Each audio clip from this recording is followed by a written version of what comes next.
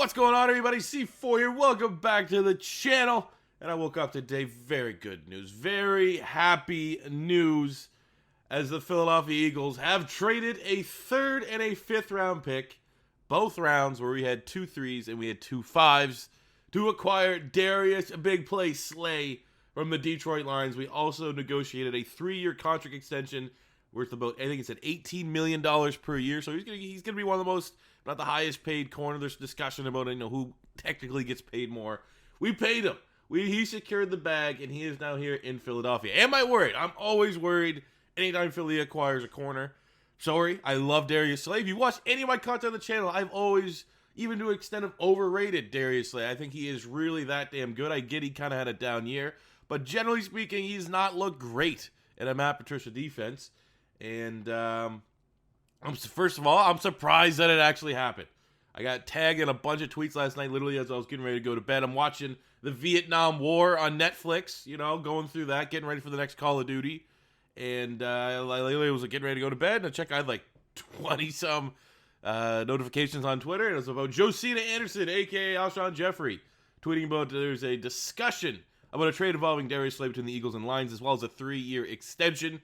When I saw that there was an extension attached to the rumor, I was like, okay, this probably is going to happen. But you never know. You use a word like discussing. We've seen those before and fallen through for the Philadelphia Eagles. DeAndre Hopkins, Chris Harris, Jalen Ramsey, Patrick Peterson, the list goes on.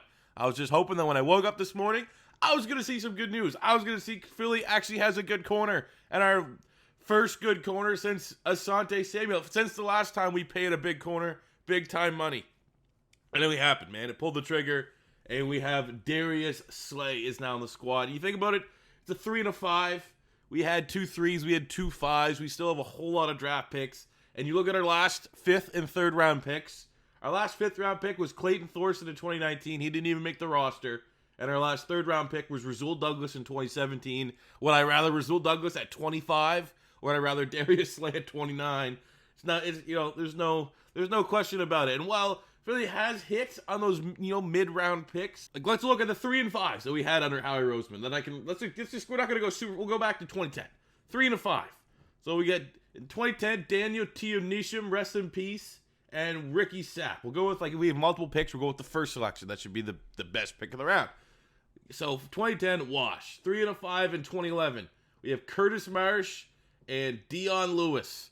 Why? I mean, obviously, Dion Lewis went on to have a pretty good career, but not even close to Darius Slay. I view this as would you trade these players for Darius Slay? You never know, but let's just say history of picking in those rounds versus Darius Slay. So we're 2 years in. 3 and 5 in 2012. Nick Foles and Dennis Kelly. See, now obviously going to get me a little emotional talking about Nick Foles, but still, you're definitely still taking Darius Slay. 2013, a 3 and 5. Benny Logan and Earl Wolf. Darius Slay. 2014, 3 and 5. Josh Huff and Taylor Hart, 2 of Chip Kelly's Oregon bias. Yeah, we don't even need to break that down. 2015, Jordan Hicks and no one. So that's a big year. Jordan Hicks, first big name player. Absolutely give me Darius Slay over Jordan Hicks. Jordan Hicks couldn't stay healthy. 2016, 3 and 5. Isaac Seumalo and Wendell Smallwood. Easy. Darius Slay. 2017, Rasul Douglas and Shelton Gibson. Darius Slay. 2018, we didn't even have a 3 and 5, so no point. And then last year, we didn't have a 3, and our 5th round pick was Clayton Thorson, who didn't even make the roster after the preseason. So when you're looking at this for the Philadelphia Eagles and you're losing a 3 and a 5, we still have a 3 and a 5. So it's like we're double up in rounds that we historically have been struggling to find value. And we got a for sure thing, which is the biggest thing for me.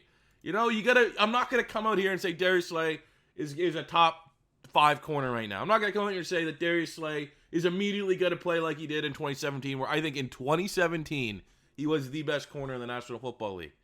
What I am going to say is that Philly cannot draft at these positions, and you have to trade for known commodities when you know that this is a weakness, that you cannot assess and address these positions in the draft. It just doesn't work out. You get a guy in Darius Slay who, Jim Schwartz has all his faults, and Jim Schwartz has his guys, but Jim Schwartz drafted Darius Slay. Jim Schwartz knows what he's getting in Darius Slay, and he wouldn't have given the thumbs up to trade a 3 and a 5 if he didn't think Darius Slay could play and excel in his scheme. Now, the downside is that Darius Slay did not have a great rookie year, and that was the year under Jim Schwartz. But when you look at Darius Slay, I would argue that 2016 to 2018, this guy, first of all, he's an absolute ball hawk. This guy here gets like the most pass deflections in the NFL. He's not a Nnamdi Asomugha. Nnamdi Asomugha, the aura around him. Same with Byron Jones. It is the same thing with Byron Jones, who's the big corner that we missed out on. And there's actually some people saying right now that Byron Jones basically picked Miami over Philly. Like the two offers were out there and he wanted to go to Miami. Hey, sure, by all means. But Byron Jones is one of those corners that doesn't get interceptions, and they talk about the targets. He doesn't get targeted, and no one goes to his side of the field. And while that is absolutely valuable, while that is absolutely a reputation thing, and for good reason, right? But on the other side, that's Nnamdi Asomugha. Those are players that aren't continually tested. And while, it's most likely a good thing. Well, it's most likely meaning that teams are like, these guys aren't getting open. These guys are locking them down. Let's go to the other end of the field. Or let's go to the other side of the field because we know we can win our matchups out there, which is full credit to the Byron Jones and Nnamdi Asomugha when he was in Oakland. But that is an aura of a player that you're always going to be a little bit worried of when they switch schemes. Are they going to be the same player? Are they going to be respected the same? Because obviously in Philadelphia, Nnamdi came to a completely different scheme, and he got absolutely torched. But you look at a guy like Darius Slay. This is a guy that people target him. He gets targeted a lot. That's why it looks literally the last 6 years he has like his pass deflections are like averages like 15 pass deflections a year. It's looking like 3 picks a year, 2-3 picks a year, and he's a guy that continually battles on the outside and teams don't avoid him, and he makes you pay. And that's kind of the style of player I think we need in Philadelphia. Now, we bring in a guy that's 29. He's coming off his probably worst year of his career. There was issues. He wanted to get out of there.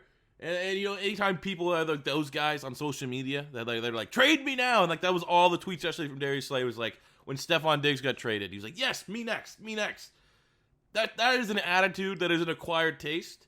Those are the kind of guys that, what if he does that to Philadelphia? What if things don't work out in Philly and a year into that big new contract we got, he starts doing the same kind of shit here? Possibility. It's a possibility. Let's be honest. Corners and wide receivers are those style of players. Those guys that, they want what they want, and they will complain until they get what they want. You need to understand that. But when you're Philadelphia, at the end of the day, be it Darius Slay's 29, be it he's coming off his worst year, be it how he handled things at the end of Detroit, even though it does seem like a lot of people want out of Detroit, he's still the best corner we've had in a decade. Even last year's Darius Slay, where Lion fans were saying it was his worst year, that would still be 2 interceptions, 13 pass breakups. That would still be a good year for an Eagles corner. So if we can get any other year of Darius Slay, we're going to be money. Now, when you look at this as the Philadelphia Eagles, actually, no, let's finish the Detroit Lions. You look at the Detroit Lions, they get a 3 and a 5 from this. I, last night, was looking on the Detroit Lions subreddit to see what they were thinking they were going to get for value. My gut was this. I thought we were going to wake up and it was a 3 and a 3. We were going to trade a third this year and a third next year. When I saw there was a 3 and a 5, I was like, oh, baby. We did not get robbed. When you see guys like Jarrell Casey and the Tennessee Titans going for a 7th round pick, and when you see obviously what DeAndre Hopkins went for, I was like, there's no way that Philly didn't want to overpay for Byron Jones. Philly is 100% in the mindset this year that we're not overpaying. So I was like, there's no way we're giving them a premier pick for this. I felt very confident of that it wasn't going to be a 1st or a 2nd round pick. And then when I was looking on the Detroit Lions subreddit, they're thinking that we were going to give them our 1st and they would give us our 2nd. So we essentially would trade pick 21 for pick 35. And there's people thinking for sure, at minimum, they were getting our 2nd round pick. And I was just like, I don't know about that one, Chief. Look at what these veterans are going. He's 29. He wants out of there. He has single-handedly sabotaged his trade value because he wants a brand new contract as well, which is why Diggs went for what he did to the Bills, and which is why DeAndre Hopkins went for what he went, partly because, Bill O'Brien's an idiot, but secondly because he wants a brand new contract. Those players obviously are going to carry less value. So I was looking at the Detroit Lions and they're like 1st and 2nd round picks. I was like, there's no way. But then I went to sleep like, is there a way though? Like, are Detroit going to be able to find a way that Philly is so desperate for a corner? There's rumors that the Raiders were in on him, that they'd be able to hold us over a fire and get, ridiculous value. And I always came to the conclusion, like, whatever. We need a corner. There's going to be no corner worth drafting at pick 21. There's still going to be good corners on the board then. C.J. Henderson, Jeff Gladney, probably AJ Terrell, but none of those guys are really worth pick 21. So if Philly really wanted a chance to get a big corner this year, it was going to have to be via a Darius Slay trade. And I kind of made a tweet saying that the only way Philly can kind of win this offseason is we can trade for Darius Slay, and if we can find a way to trade up to get one of the big 3 wide receivers, a Judy, a Lamb, or a Ruggs. Ideally, we find a way to make both those things happen, and that's a perfect offseason. But at least one of the two, it makes up for Philly kind of sitting on their hands during free agency. Javon Hargrave, great signing. I think he's going to be a big-time player, and I can only imagine what he's going to do next side to Fletcher Cox. However, a defensive tackle, when we had Malik Jackson there, it's like low on the priority list. We definitely still needed one, but it was more so we could have got by adding defensive tackle depth and then putting that money and prioritizing bigger positions that we need starters. But Hargrave's going to be a beast, and now we have Darius Slay. Hargraves with Slay is a great start for the Philadelphia Eagles, and, I'm going to end this video with this. We need another corner. We can't take this Darius Slay trade and be like, yeah, we're good. We are good. Like, are we really that confident that Sidney Jones can be the guy that gets picked on? Because this is what we just did. We got a guy like Darius Slay who has got picked on in Detroit, and picked on is not a negative term, like clearly just for his production. People throw his way and he gets production and he makes plays off of it. But when you're going against the Eagles, you're clearly going to target the opposing corner because you're not going to want to throw it to Darius Slay. Who is that guy that's going to get picked on? Are we just going to have an absolute liability on the opposing side? Like, I hope to God Sidney Jones, that played the last 3 weeks last year, had that big game against the Dallas Cowboys, he's finally getting into his zone. I hope to God that's the case, right? But most likely, we need to prepare to get another corner so that we have 2 capable corners. Teams that have one shutdown guy are fine because they usually could take away the top wide receiver, but teams with usually one shutdown guy, the opposing side of the field just gets bullied. We don't have a guy like Malcolm Jenkins back there right now that's going to be able to compensate for bad cornerback play. So if I'm the Eagles and a corner's still there at 21, if somehow Christian Fulton is still there at 21, which is not super unrealistic, kind of though, I'm pulling the trigger on him. We still need another outside corner, but I'm looking more so in that second round. If there's a Jeff Gladney, if there's a CJ Henderson, let's go to the draft network here real quick. Live, and what corners are going to be, I'm just going to do a quick mock draft. Got a little bit of a runny nose here. We're going to do a 2-round mock draft fast. Let's just see. Obviously, it's the draft network. In terms of realism, it's probably only like 40% players that are going to be there. So let's see. In the first round, we are picking all the corners are off the board. Yada, yada, yada. Grant Delpit is there. We'll just pick Grant Delpit for shits and giggles, as I still think if there's a safety there that's that good, we are going to pull the trigger. But that's it. I just more so want to see what corners are going to be available. Because, Philly, look, Denzel Mims is still there. I would not hate. Everyone knows I'm a Denzel Mims fan. And while I think 21's a little rich for my blood for Denzel Mims, I'll be happy with it. So sitting here at pick 53 in the second round, we have Trayvon Diggs from Alabama. Yes, sir, sign me up. AJ Terrell from Clemson. I'll take that pick all day long. Jalen Johnson from Utah. Yep. There's Cameron Dancer from Mississippi State. Not really for our scheme, even though Jim Schwartz likes big, long, slow corners. Bryce Hall from Virginia. If he gets the A+, yes, sir, you're good from the medical team. So there's really 4 corners. I would be satisfied at pick 53 with Trayvon Diggs, AJ Terrell, Jalen Johnson, or Bryce Hall. So yeah, make it happen. I think honestly, make it happen. At this point, it just makes it from a draft standpoint with the Darius Slay trade, it makes it that much more clear that Philly can and probably will go wide receiver at pick 21. So if not trade up, we still have a lot of draft assets. We still have like 3 4th-round picks. We have a 1, 2, 3, 4, 4, 4, 5, 5, and 6, I think, or 4, 4. I know we have 3 4s. If we could find a way to package even 2 of those 4s and our first-round pick to move up even 5 spots, 5, 6 spots, I think we need to do it. But if we're sitting there at pick 21, and if you told me right now that Philly would be able to walk away this offseason, we're looking at the premier picks with Darius Slay, with Justin Jefferson or Denzel Mims. That's probably going to be the pick of the litter at pick 21 if we stay there at wide receiver. And then Trayvon Diggs in the second round. Laughing. I am absolutely laughing. So, Eagle fans, let me know how you feel about the Darius Slay trade. All I do is heed expectations. He is a 29-year-old corner that did not have a good year. He better be coming to Philadelphia motivated, especially with the money that we just paid him. But there's no reason to expect that he won't be coming in and playing very, very well.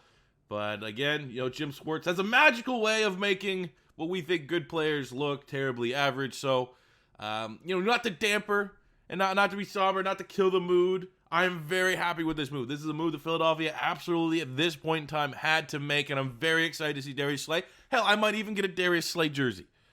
But expectations, just don't overhype it. Don't be the guy on social media saying that we just fleeced a team, we just got the best corner in the NFL, all this stuff. Okay, Darius Slay needs to prove to us that he can play like 2016 Darius Slay and justify the contract we just gave him.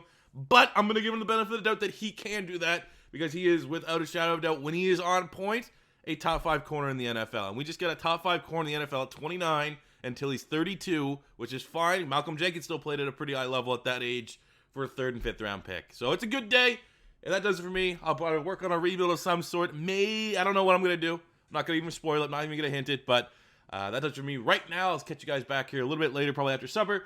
And if first time stopping by, don't be afraid to hit that subscribe button, smash the like button if you enjoyed. Until next time, it's C4 saying peace out.